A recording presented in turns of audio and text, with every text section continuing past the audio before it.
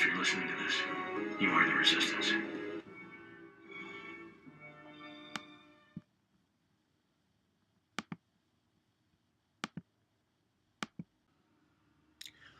Hello, thanks for joining us today. This little piece of news caught my eye. It's really interesting debate about federal encroachment upon states' rights, which is another portion of the Bill of Rights in the Constitution. But what I want to focus on in this little bit is about the First Amendment rights to free speech and how they're being abridged. And I'm just going to play a little bit of this news story right now. You can see what this issue is about, and you can look more into that if you wish. So this is the freedom that we have in America right here. This is we're going to have our freedom inside of that fence there.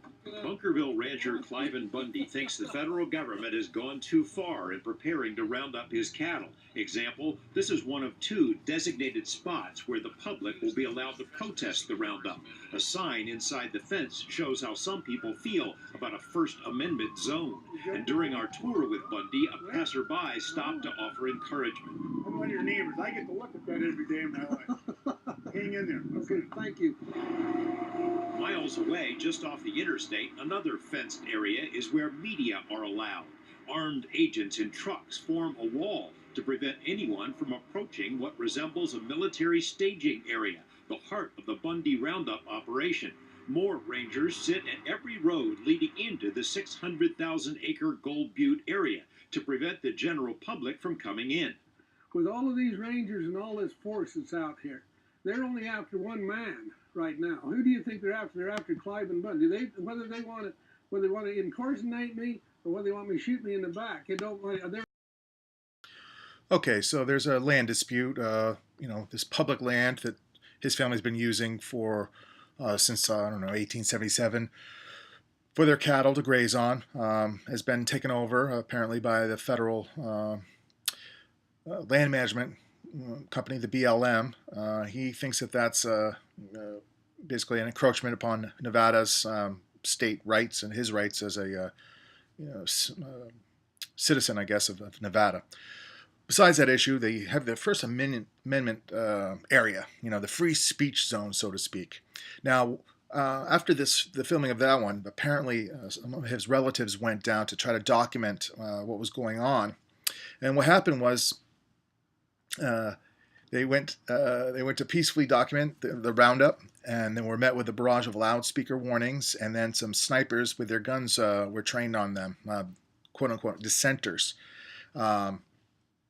So none of the family members were armed. They were just taking video of the landscape. And he's quoted here, they had 4 snipers on the hill above us, all trained on us, and they were doing nothing besides filming. So when they were told to leave via the loudspeaker that they had violated the crudely established First Amendment area, they said that they, quote, we had no First Amendment rights except for up by the bridge where they had established an area for that. So when Dave Bundy didn't heed the warning to return to his vehicle, they set a dog on him, and then he was arrested. So apparently he was on the phone, and they let a German Shepherd on him, and then arrested him. And then when his father tried to find out where he was told to get off the phone or he would be arrested as well.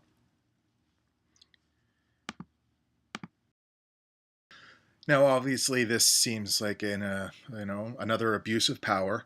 Almost the use of a dangerous weapon. These people pose no threat.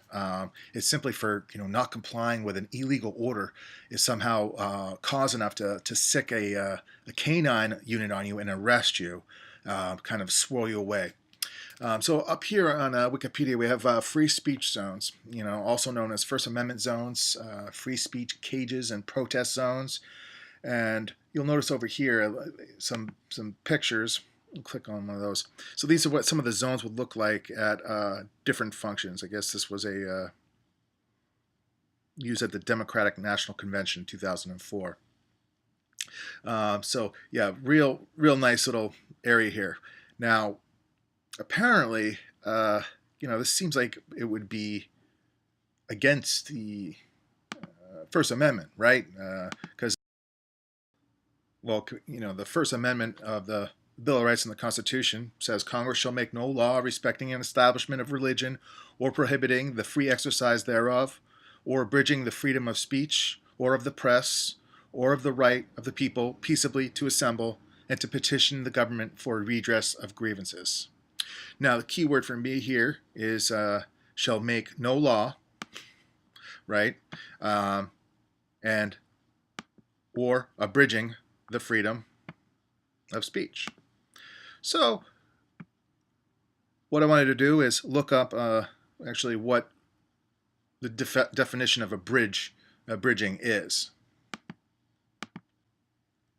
Okay, so a simple search for define abridge. First, this pops up, and to abridge is to shorten a book, a movie, speech, or other text without losing the sense. Or number two, the law, to curtail rights or privileges. And I thought it very interesting that under that, in quotation marks, is this even the right to free speech can be abridged. Now, I just showed you where it said in the Constitution, in the First Amendment, that specifically said cannot be abridged, shall not make a law abridging exactly this. So I found it curious why this specifically would be right underneath that, as if to convince you, hypnotize you into like, oh yeah, of course, it could, even the free speech can be abridged. So then I searched that actual quotation. Even the right to free speech can be abridged. And it wasn't just for that. Apparently it is used in everything. The Oxford Dictionary has it here, word of the week, 1001 legal words you need to know. They use it there. Flashcards, SAT. It's a common phrase used to describe what abridged means, which is supposed to be not what free speech is. And I know people were going to say, well, you can't yell fire in a crowded theater and call that free speech. I would argue that is free speech. I mean, if there was going to be something that happened, I mean, if someone got hurt or there was some sort of lawsuit, then you can go after him for that. But simply by vocalizing something like that, unless something happens out of it, isn't necessarily a crime. But certainly not necessarily for a free speech zone. So I just guess finish up here with kind of showing our hypocrisy and, in a sense, our laziness. You have rights. If you don't exercise them, they'll go away, much like muscle mass. Also, those that think that we do have these rights haven't tried to exercise them. Because when you do try to exercise them, you find out that you actually have no rights anymore. And that's an unfortunate thing. And we need to stand up for that and get back and not comply with this unconstitutional laws. And remember, the Constitution does not give me any rights. It's there merely to protect the rights that we have inherently. We have the right to free speech. We have the right to peacefully assemble. The whole purpose of the Constitution is so that we can address our grievances with the government and any form that takes, whether it be illegal laws, illegal First Amendment areas. Thank you very much. Please subscribe. I'll catch you next time. Bye.